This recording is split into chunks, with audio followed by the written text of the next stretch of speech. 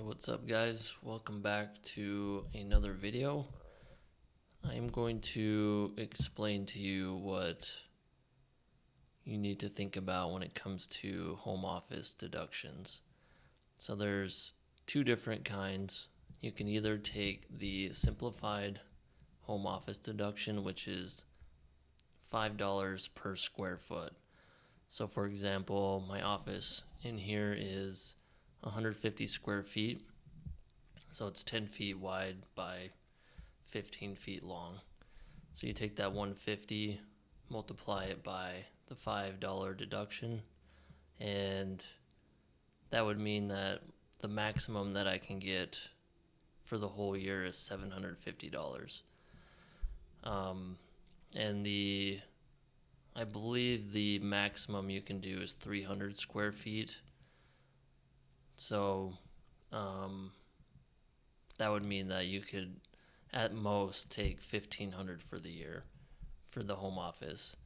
But in my situation as a bookkeeper, I do a lot of things from home, so I was just curious of what or how much I'm actually spending as far as all the expenses at home, and I put it all into my P&L for my business.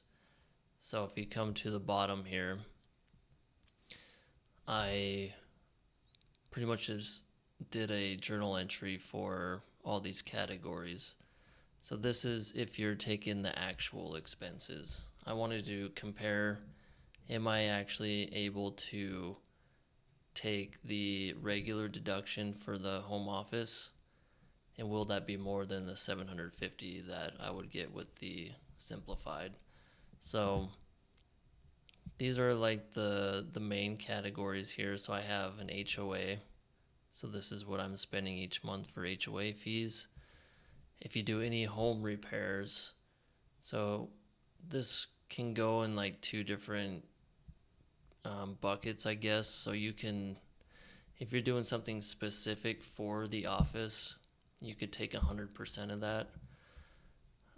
But if it's just repairs that are for the whole house, then it would go into like this specific bucket that I'm going to talk about. So I just had a few home repairs. The mortgage interest you will find on whoever you have your loan with for your personal residence. You want to pull that document and then just take the interest that you're paying on the loan. And then that same document is going to show you what you're paying on insurance and taxes. So that usually comes out of the escrow account. So keep an eye on that. It's usually, at the bottom of your document. It'll, you're probably not paying this every single month. So you just have to keep an eye out on that for, whatever month they decide to pull money out of your escrow and pay for the insurance and the taxes. So I haven't paid any property tax yet, so I do not have that on my P&L just yet. And then all the utilities.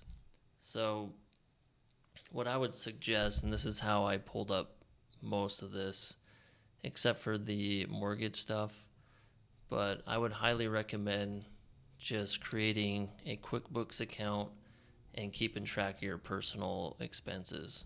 So everything in here I was able to pull from that report. And I did all of this in like a half hour to catch up from January all the way through most of July. So that's what I would recommend. I do have previous videos where I show how to just create a free account for QuickBooks. But you could just go on to Google and just search QuickBooks Online Accountant, and then just, if you have to create a new email or whatever, just make one, go through your personal statements, learn how QuickBooks works if you've never used it, and you could set up rules and it would literally take you 5-10 minutes a month to just keep track of your personal budget. So highly recommend that. Just do that for the year, and then you can start pulling stuff like this and have that conversation with your accountant at the end of the year. So I explained the simplified home office deduction, and then there's the regular, which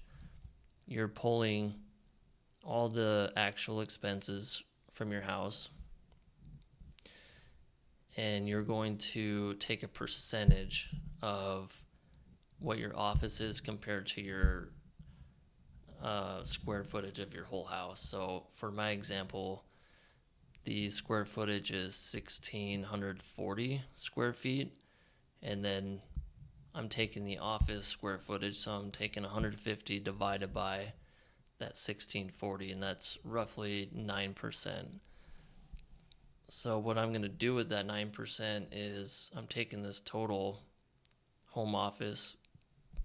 So if I just pull my calculator, I have the 14,254.99.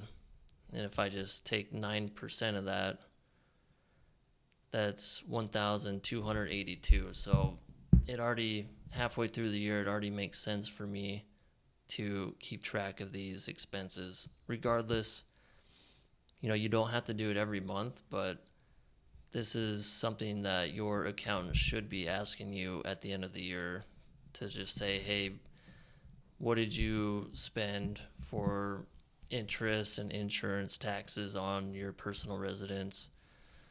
How much did you pay in utilities, etc.? Like, all these categories are important, because now you can take the actual amount for that home office deduction. So just something to keep in mind as you're getting through the rest of this year, and start tracking this stuff. Even if you have to pull up a Google sheet and just go through your bank statements every month. But I just wanted to point this out, something that I did today, because I was just curious if I would actually take this deduction. I think last year I did do the simplified because I wasn't tracking everything, and we just decided to take that simplified home office deduction. But this year, this is an important question. I'm going to start tracking it and keeping it in my book. So if you guys have any questions on any of this, feel free to reach out. You can drop a comment.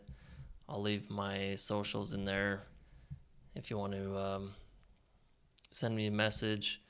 I'll leave my website if you guys are curious of what I do as a bookkeeper. But other than that, I will see you guys on the next video.